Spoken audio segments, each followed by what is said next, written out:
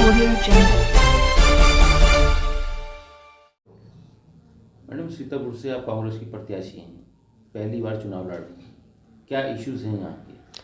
स्वास्थ्य, शिक्षा, रोज़गार, ये 3 मेजर इश्यूज़ हैं और महिलाओं की सुरक्षा जो बहुत ही महत्वपूर्ण है, क्योंकि लगभग पीछे 25 साल पहले जो समाजवादी के विधायक थे वो बन गए थे, 20 साल लगातार विधायक रहे।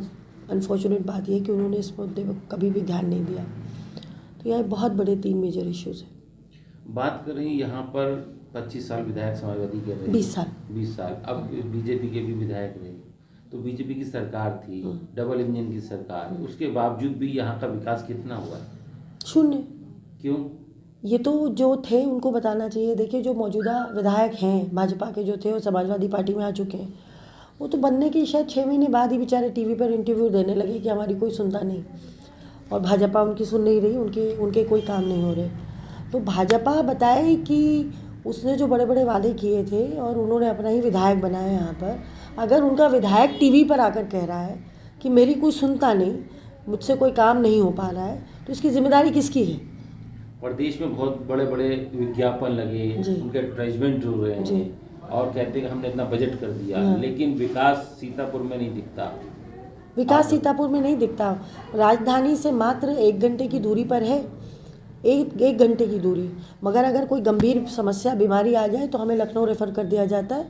MRI तक की सुविधा नहीं है सीतापुर में। Can you imagine? अगर MRI कराना हो तो हमको लखनऊ जाना पड़ेगा, अगर हमारी कोई सीरियस सिकनेस है तो हमें लखनऊ जाना पड़ेगा। अच्छा, एजुकेशन के लेकर आपने बताया कि यहाँ पर जो है कोर्सेज नहीं है, कोर्सेज टीचर नहीं है। PG कॉलेज, अगर गर्ल्स और गर्ल्स डिग्री कॉलेज में आप बात करें, PG का तो नहीं है। यहाँ पर बहुत सारे ऐसे क्षेत्र, कचनार सीतापुर विधानसभा में आता है, गर्ल्स इंटर कॉलेज नहीं है। सीतापुर जहाँ आप बैठे हैं, यहाँ पर हिंदू कन्या महाविद्यालय, जहाँ से खुद मैंने भी ग्रेजुएशन का 2nd ईयर 3rd ईयर किया, हर साल सीट्स के लिए मारामारी होती है, क्योंकि परिवार चाहते हैं कि उनकी लड़कियाँ सिर्फ और गर्ल्स डिग्री कॉलेज में पढ़ें, मगर वो एक ही कॉलेज है जिसमें सीटें नहीं हैं, और अगर जो सीटें हैं भी तो फैकल्टी नहीं है। PG कॉलेज की अगर आप बात करें, MA अगर हम करना चाहें, मात्र 2-3 सब्जेक्ट हैं जिसमें आप MA यहाँ से कर सकते हैं, अलावा उसके फैकल्टी नहीं है, सुविधा नहीं, तो PG कॉलेज नहीं है। कृषि इतना बड़ा जिसको कहना चाहिए भागीदारी जिसकी होती है, हमारा देश कृषि प्रधान है, हमारा उत्तर प्रदेश कृषि प्रधान है, यहाँ पर कृषि विद्यालय नहीं है। होना चाहिए। यहाँ का बच्चे को अगर पढ़ना हो तो आगरा जाना पड़ता है। तो शिक्षा एक बहुत बड़ी समस्या है। टेक्निकल अगर आप यूनिवर्सिटीज़ की बात करें या आप बात करें तो नहीं है, करियर काउंसलिंग नहीं होती, जॉब फेयर्स नहीं लगते। ये तो विधायकों की और सांसदों की जिम्मेदारी होती है कि को लेकर क्या स्थिति है? देखिए, सुहागिन ऑयल मिल से लेकर प्लाईवुड फैक्ट्री से लेकर कमला पुल चीनी मिल से लेकर एक एक करके सारी फैक्ट्रीज बंद होती चली गई। कांग्रेस की जब सरकार थी यूपी में, और उसके बाद जो हमारी सांसद थी राजेंद्र कुमारी वाजपेयी जी, उनके बाद से एक एक करके, चाहे वो भाजपा आई हो, चाहे मायावती जी की सरकार आई हो, चाहे अखिलेश की सरकार आई हो, इन लोगों ने सिर्फ और सिर्फ लोगों को धर्म जाति के नाम पर झूठ बोला है, वर्गलाया है और वोट बटोरे हैं, मगर काम के नाम पर, रोज़गार के नाम पर एक भी साधन उपलब्ध नहीं कराया। मैं कहती हूँ एक फैक्ट्री लगवा देते। इतना सारा काम है यहाँ पर। दरी का बहुत बड़ा व्यवसाय होता है, हथकरघा बहुत बड़ा है। हथकरघा के हमारे जितने लोग हैं, खैराबाद विधानसभा में आता है, हमारी सीतापुर विधानसभा में हैंडलूम कितना एक्सपोर्ट होता था। खैराबाद से उठकर वो बिस्वा चला गया, वो लहरपुर चला गया, या वो और जगहों पर चला गया, मगर सीतापुर में, ख़ास तौर से खैराबाद में जो बड़े व्यापारी हैं वो तो जैसे तैसे काम चला रहे हैं, छोटे वाले सब धीरे धीरे करके बंद हो गए। वजह मुझे लगता है एक ही है कि जो विधायक और सांसद रहे हैं उनको लगता ही नहीं है कि ज़रूरत है कि क्षेत्र में विकास किया जाए। जनता अगर आपको मौका देती है तो क्या प्राथमिकता रहेगी? देखिए, मैंने अपना एक व्यक्तिगत घोषणा पत्र जारी किया है। वो घोषणा पत्र अभी मैं आपको दे दूंगी। जिस दिन नॉमिनेशन हुआ था उसी के अगले दिन मैंने प्रेस कॉन्फ्रेंस करके वो घोषणा पत्र जारी किया, और मैंने उसमें बिंदुवार बताया है मैं जीतूंगी तो 3 महीने के अंदर मैं कौन से काम करूंगी। उसमें है हर तीसरे महीने एक जॉब फेयर लगेगा, हर चौथे महीने हम शहर के व्यापारियों के साथ बैठेंगे, उनकी समस्याएं सुनेंगे और समस्याओं का निदान कैसे होगा वो आगे बढ़ेंगे। शीला दीक्षित जी की सरकार दिल्ली में थी, भागीदारी सिस्टम उन्होंने लागू कराया था, वही भागीदारी सिस्टम के तहत हम यहाँ काम करना चाहते हैं। लड़कियों के लिए डिग्री कॉलेजेस में सैनिटरी पैड वेंडिंग मशीन्स लगाई जाएंगी, जॉब फेयर्स लगाए जाएंगे, और उसके अलावा ऐसे बहुत सारा। फिर उसके बाद मैंने 6 महीने में क्या करूँगी, फिर साल भर में क्या करूँगी, पूरा रोड मैप खींच कर दिया है। जाम की समस्या है, इतनी भयंकर जाम की समस्या। रामकोट यहाँ से हमारी विधानसभा में आता है, हर हफ्ते यहाँ तो किसी की मृत्यु होती है या कोई अस्पताल में भर्ती हो जाता है क्योंकि गंभीर तरीके से हॉस्पिटल की समस्या बहुत बड़ी है यहाँ पर। बहुत जब 1960 का अस्पताल, जिला अस्पताल, इंफ्रास्ट्रक्चर के नाम पर ज़ीरो है।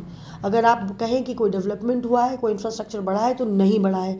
मॉर्चरी की हालत बुरी है, जर्जर हालत में हो गया है। ऐसे नहीं चलेगा। सरकार अगर बनती है, विधायक अगर चुना जाता है, तो उसकी जिम्मेदारी होती है कि वो स्वास्थ्य दे, सुरक्षा दे, शिक्षा दे, रोजगार दे। कोई भी व्यक्ति अपने क्षेत्र का विधायक इसलिए नहीं चुनता कि वो उसके घर की रोटी बनाएगा या उसका खेत में हल चलाएगा। वो चुनता इसलिए कि विकास करेगा। छुट्टा जानवर जो गोरू की समस्या, वो इतनी भयंकर समस्या है। हमारा किसान परेशान है, पूरे दिन वो खेतीबाड़ी करता है, मेहनत करता है, पसीना बहाता है और पूरी रात अपने खेतों की रखवाली करता है, और उसके बाद एक दिन भी चूक जाता है तो उसकी खेत जो है पूरे के पूरे सफा चट हो जाते हैं। किसको दोषी मानते हैं? सरकार दोषी है। 7 साल पहले तो ऐसा नहीं होता था। गाय सेवा के नाम पर जिस तरह से वर्गलाया गया है, मतलब आप ये समझ लीजिए कि गौ माता की भी सुरक्षा नहीं है। जो तार बंधे हुए हैं, लोगों ने अपने खेतों में तार बांध दिए हैं। बेचारा भूखा जानवर क्या करेगा, खाना तो खाएगा ना। और कई बार लांघने की कोशिश करता है, चोटिल हो जाता है, गंभीर तरह से चोटिल होता है। उसके अलावा लोग हैं, मोटरसाइकिल से मड़ैया पे गिर जाते हैं, उसी तारों से ब्लेड से कट जाते हैं। क्या करना चाहिए था? बहुत सिंपल सोल्यूशन था।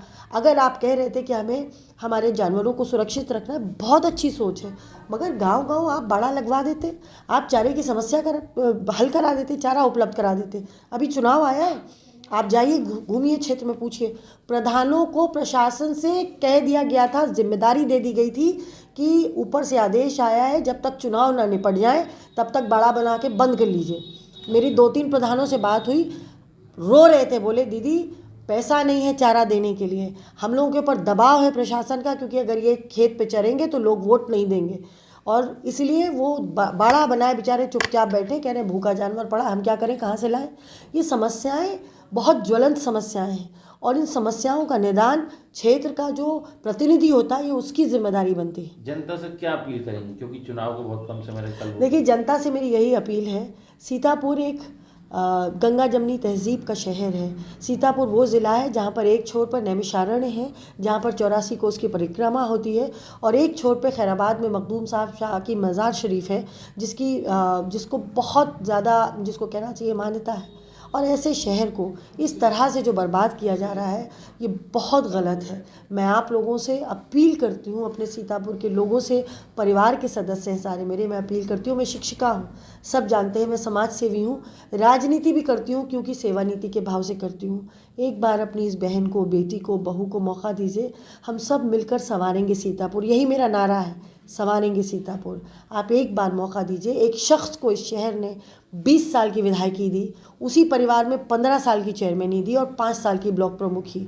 समाजवादी पार्टी के एक ही परिवार में 40 साल सत्ता रही है। यहाँ पर बहुत होता है। 20 साल की विधायकी में एक बच्चा पैदा होकर जवान हो गया, उसका वोटिंग कार्ड बन गया, मगर उसको ना शिक्षा मिली, ना स्वास्थ्य मिला, ना रोज़गार मिला। तो अब आपको चुनना है कि आप किसको चुनते हैं। जात पात, धर्म, बिरादरी, पार्टी बंदी को लेकर आप एक व्यक्ति को बार बार मौका देते रहेंगे, या आप कांग्रेस पार्टी की मेरे जैसे प्रत्याशी को मौका देंगे जो सेवा करना चाहती है, आपकी खिदमत करना चाहती है। आप एक महिला है। केंद्रीय मंत्री स्मृति ईरानी ने कहा जी कि राम राज्य में महिलाओं का सम्मान है, इस पर आप क्या टिप्पणी करेंगे? मुझे अफसोस होता है स्मृति ईरानी जी पर। मैं उनकी किसी बात पर टिप्पणी करना ही नहीं चाहती। मैं जब राष्ट्रीय महिला आयोग की सदस्य थी, उस समय वो इनका जो महिला मोर्चा होता है उसकी अध्यक्ष थी। वो खुद 2 बार मेरे पास चल कर आई थी। महिलाओं की, उनके अपने भाजपा की कुछ महिलाओं की समस्या थी और समस्या का निदान हमने करा था। आज जब वो खुद मंत्री हैं और राष्ट्रीय महिला आयोग में जो जिम्मेदारी होनी चाहिए वो जिम्मेदारी का निर्वहन नहीं हो रहा, किस रामराज की बात कर रहे हैं वो? सुल्ली डील और बुल्ली डील के नाम पर ट्विटर पे मुसलमान महिलाओं की नीलामी हुई है। किस रामराज की बात कर रहे हैं वो? हाथरस की हमारी बेटी के साथ क्या हुआ? रात को, आधी रात को मिट्टी का तेल छिड़क कर जला दी गई। ऐसा रामराज्य होता है? राम के नाम को बदनाम करना बंद करना चाहिए। राम हम सब के हैं, वो किसी एक धर्म के नहीं हैं। हम हिंदुस्तानी हैं, भारतीय हैं। रामायण देखकर हम और सुनकर हम लोग भी बड़े हुए हैं। जब रामायण टीवी पर आती थी, जब मैं बच्ची थी, तो हम सब भागते थे टीवी की तरफ। हमारे लिए राम किसी धर्म विशेष के नहीं है, भारत के हैं, हिंदुस्तान के हैं, यूपी के हैं, अयोध्या के हैं। तो उनके नाम पर राजनीति करना नहीं चाहिए। वो सबके लिए मान्य है। स्मृति ईरानी जी को सोचना चाहिए कि अगर वो मंत्री हैं तो वो अपनी जिम्मेदारी का निर्वहन कैसे कर रही है उसका जवाब दें। ये धर्म के नाम पर उलझाएं मत। दो टूक बात करनी चाहिए कि आप मंत्री हैं, आपने महिला सुरक्षा के लिए क्या किया।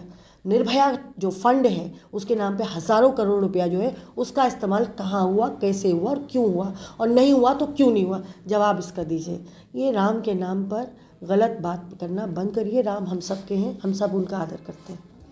आप